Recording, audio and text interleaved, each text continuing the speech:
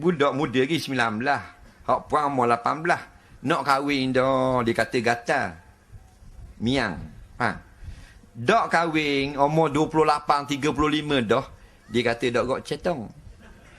Nak, tak ada power tu dak kahwin. Pulak dah kawan tu nak bisnes dulu, nak settle ibu bapa dulu, dia kata ada power. Ha, ni mulut Melayu. Kahwin sama umur, dia kata kok. Oh, orang tak kahwin sama umur. Tak molek 25. Patut hak laki-laki tu 28, perempuan 25. Sulak dah. Hak puan pulak tua tinggal 60. Hak laki 20. Dia kata pakai atuk bomo.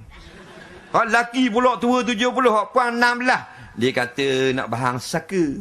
Faham tak? Tengok tu kahwin 60 tahun tu kat gigi. 2 hari lagi dia beracun tikus mampu untuk laki dia. Faham tak? Ha. Serba tak kena. Dia suka itang. Nampak apa ni? Ada ke orang yang cari itang tau? Ada. Ada orang dibahyak gemuk. Tunjuk dah hak lah, hak seling-seling tak mau. Budak lelaki, comel.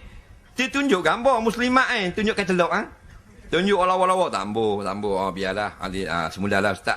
Tunjuk hak gemuk, nak lalu. Rupanya dia nak hak gemuk. Macam kepala lori jalan. Tapi dah dia kenang, maka dia rasa kasih, dia rasa seronok, betul tak? Jangan kacau jodoh dia. Nah.